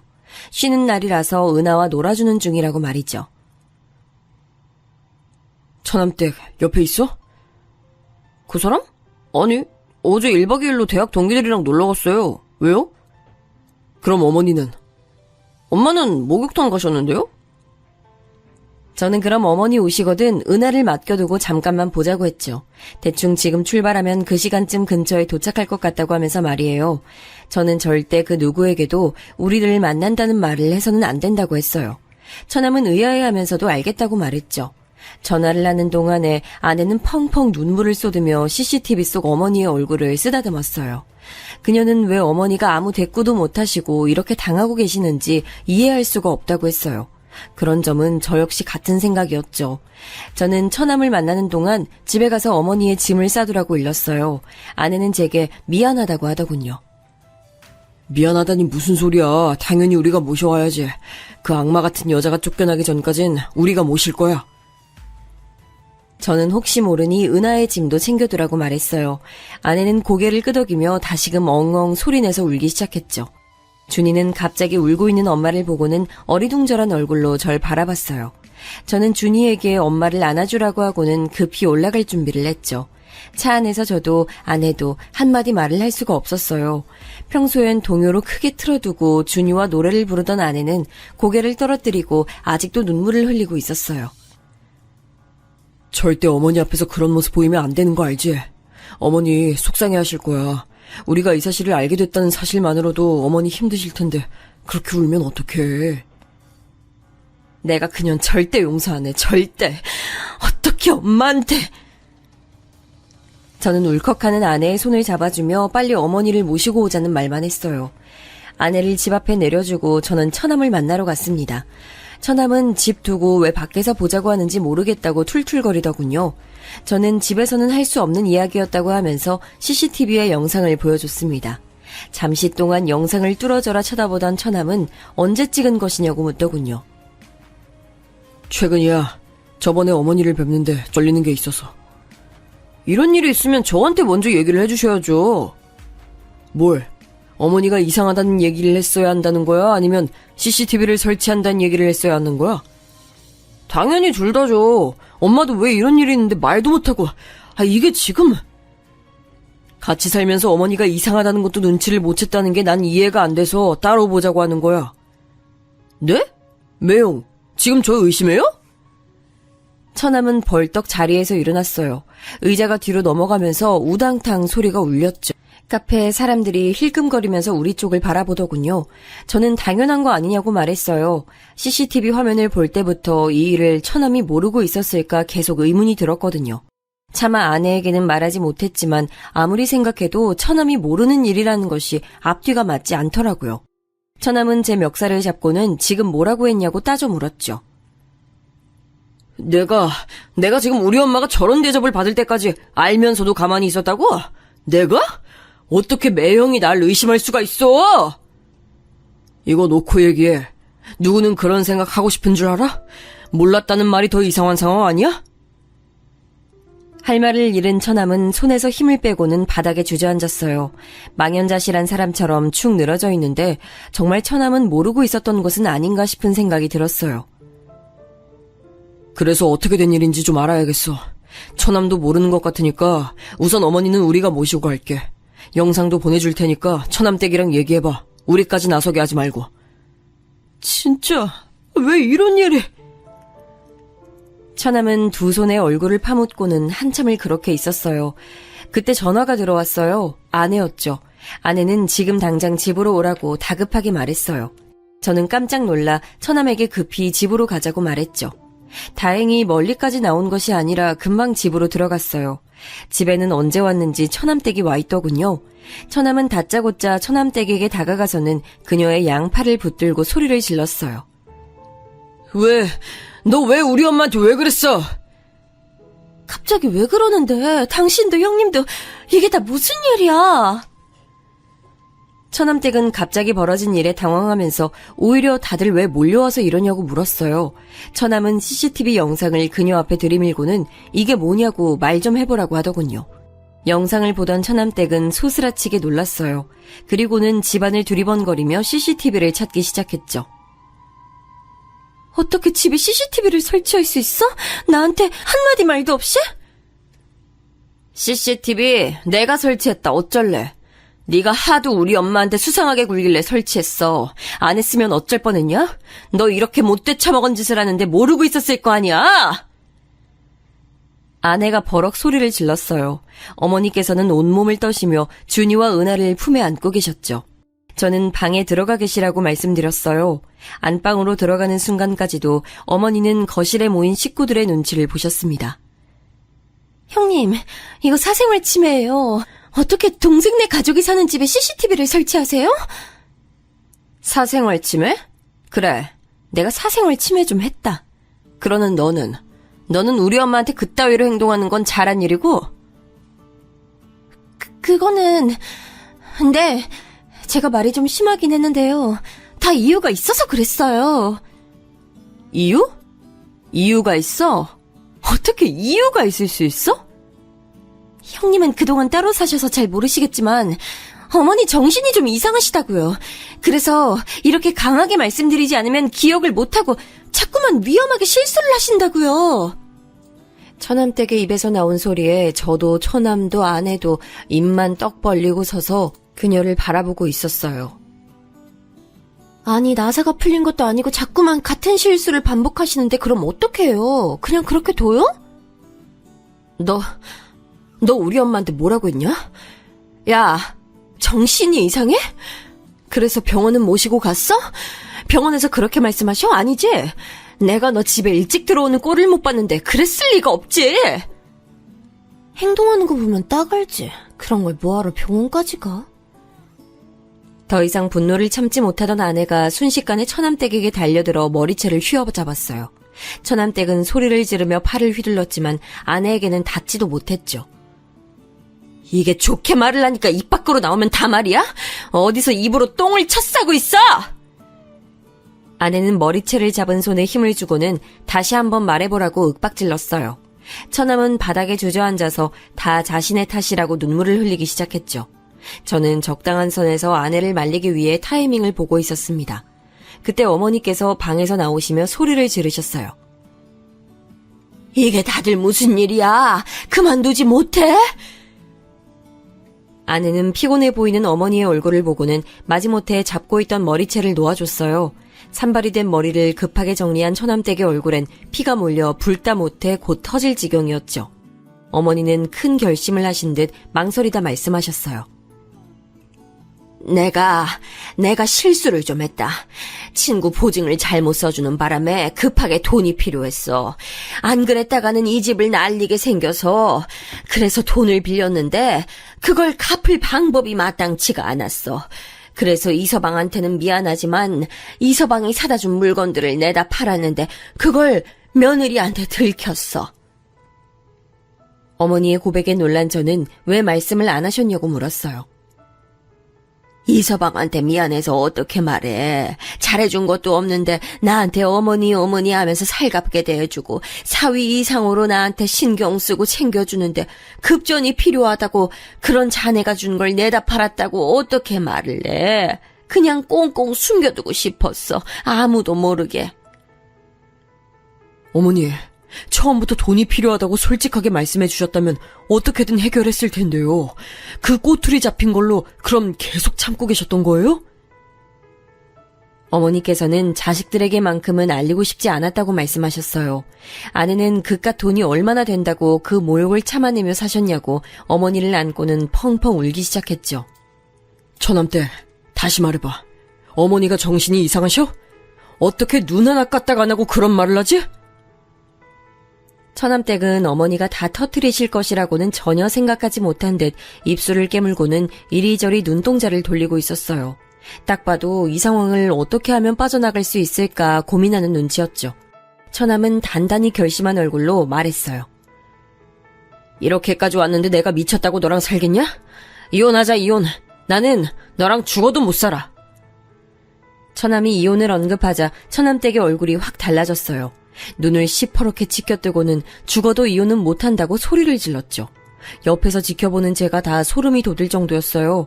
하지만 화가 머리끝까지 난 처남도 만만치 않더군요. 처남은 이런 상황에서 어떻게 같이 살 수 있느냐고 당장 나가라고 소리를 높였어요. 하지만 처남댁은 눈 하나 깜빡하지 않고는 오히려 이 모든 일을 처남 탓으로 돌렸어요. 이게 다 너 때문이야. 그날 내가 너랑 자지만 않았어도 은하만 생기지 않았어도 내가 이렇게 살 사람인 줄 알아?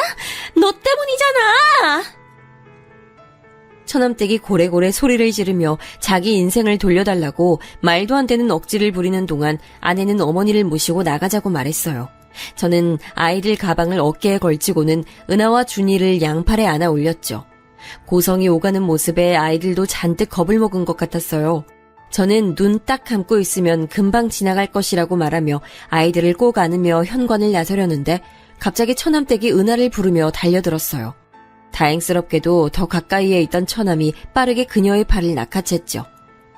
내 새끼 데리고 어딜 가? 아내는 처남댁을 싸늘하게 노려보며 말했어요. 네 말대로 네 인생을 망친 게 은하랑 내 동생 아니야? 너 이번 일 깔끔하게 정리해. 그때까지 어머니랑 은하는 우리가 데리고 있을 테니까. 누나, 고마워. 죄송해요, 엄마. 감사합니다, 매형. 우리는 길길이 날뛰는 처남댁을 뒤로하고 집을 나섰습니다. 지방으로 내려가는 차 안은 조용했어요. 아이들은 많이 놀랐는지 차를 타자마자 잠들었죠. 어머니께서는 무슨 죄인이 되신 듯이 고개를 푹 숙이고는 양쪽으로 자신에게 기댄 손주들의 손을 잡고 계셨어요. 그 모습을 보는데 착잡한 기분이 들더군요. 집에 도착한 저희는 안방을 치워 어머니가 쉴 수 있는 곳을 마련해드렸어요. 어머니께서는 한참을 서성이더니 미안하다고 말씀하셨죠. 저도 아내도 그런 말은 절대 하실 필요가 없다고 말씀드렸어요. 저는 어머니께 돈 문제는 얼마나 해결이 되는지 물었어요. 망설이시던 어머니께서는 날랐던 지인이 사기죄로 잡혀서 곧 돈을 일부 돌려받을 수 있을 것 같다고 하더라고요. 정말 다행이네요. 그럼 어머니 더 이상 신경 쓰실 일도 없겠어요. 내가 이 서방 볼 면목이 없어. 또 그런 말 하신다. 저 자꾸 그렇게 말씀하시면 섭섭해요.